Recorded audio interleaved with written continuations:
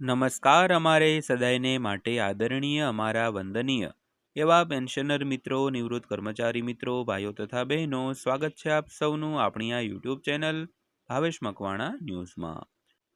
તો આજના આ વિડીયોની અંદર આપણે ચર્ચા કરીશું પેન્શનરો અને નિવૃત્ત કર્મચારીઓને એપ્રિલ 2026ના મહિનામાં એક સાથે મળશે આ 5 મોટી ભેટો. તો કઈ 5 મોટી ભેટો જે એપ્રિલ 2026ના મહિનામાં મળવાની છે, જેની આજના વિડીયોની અંદર આપણે વિગતવાર ચર્ચા કરવાના છીએ. તો આજનો વિડીયો તમે ખાસ કરીને અંત સુધી જોઈ લો એવી અમે દિલથી નમ્ર વિનંતી કરીએ છીએ મિત્રો. તો શરૂ કરીએ આજનો આ વિડીયો. તો વાત કરીએ તો 8મા પગાર પંચના અપડેટ્સની. તો તમારા માટે તેમાં શું છે?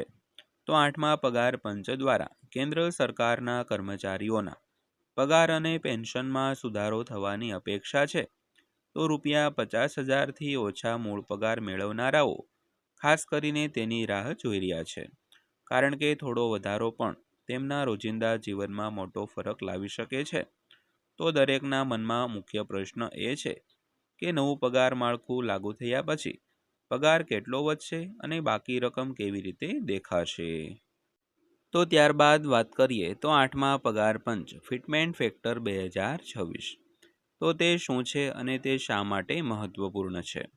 તો ફિટમેન્ટ ફેક્ટર એ બેઝિક પગારમાં સુધારો કરવા માટે વપરાતો ગુણક છે. ઉદાહરણ તરીકે 2નો ફિટમેન્ટ ફેક્ટર તમારા બેઝિક પગારને બમણો કરે છે.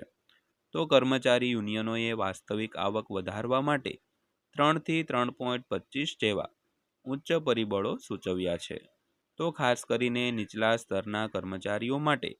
જોકે ભલામણોની સમીક્ષા કર્યા પછી સરકાર અંતિમ નિર્ણય લેશે.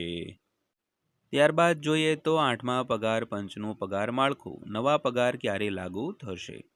જોકે સત્તાવાર રીતે અમલમાં મૂકવાની તારીખની પુષ્ટિ કરવામાં આવી નથી. તો એવી અપેક્ષા છે કે નવું પગાર માળખું 1 જાન્યુઆરી 2026થી અમલમાં આવશે. તો અગાઉના પગાર પંચની પેટર્નને અનુસરે છે. તો જો પછીથી અમલમાં મૂકવામાં આવે તો કર્મચારીઓને વિલંબિત સમયગાળા માટે બાકી રકમ મળી શકે છે, જે ચૂકવણીને વધુ નોંધપાત્ર બનાવે છે મિત્રો. તો મિત્રો, ખાસ કરીને આજના વિડીયોમાં ખૂબ રસપ્રદ વાત કરવાના છીએ, જે તમારા માટે ખૂબ જ જરૂરી છે. તો આજનો વિડીયો તમે અંત સુધી જોઈ લેજો.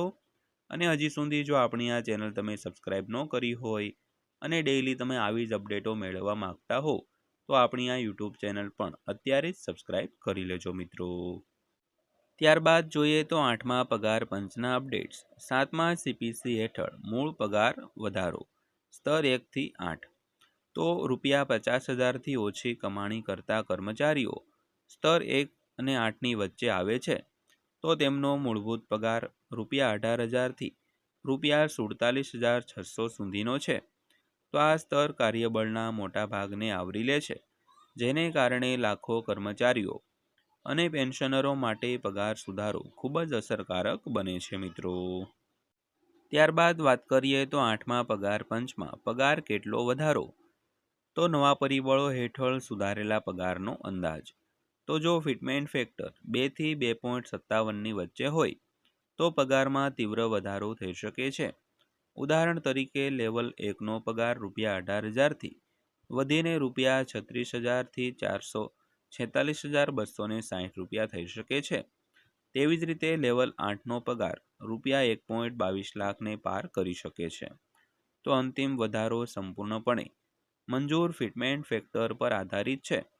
તો અંદાજો 7મા પગાર પંચ હેઠળના મૂળ પગાર પર આધારિત હોય છે મિત્રો. ત્યારબાદ વાત કરીએ તો 8મા પગાર પંચનો ફિટમેન્ટ ફેક્ટર માસિક પગાર કેટલો વધશે. તો માસિક વધારો સ્તર 1 અને ફિટમેન્ટ પરિબળને આધારે ₹18,000થી ₹74,000થી વધુ હોઈ શકે છે. તો નીચલા સ્તરે પણ પગાર વધારો અર્થપૂર્ણ છે અને બચત, ખર્ચ શક્તિ અને જીવનશૈલીમાં નોંધપાત્ર સુધારો કરી શકે છે. તો મોટા મૂળ પગારને કારણે ઉચ્ચ સ્તરો માટે સંપૂર્ણ લાભો જોવે છે મિત્રો. ત્યારબાદ જોઈએ તો 8મું પગાર પંચ 20 મહિનાનું બાકી લેણું. તો જો અમલીકરણમાં 20 મહિનાનો વિલંબ થાય છે તો બાકી રકમ નોંધપાત્ર હોઈ શકે છે. તો અંદાજ મુજબ 3.6 લાખથી લગભગ 15 લાખ સુધીની હોય છે.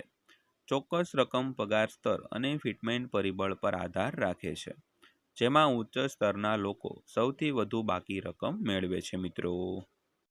ત્યારબાદ વાત કરીએ તો સ્તર પ્રમાણે બાકી રકમ કેવી રીતે બદલાય છે.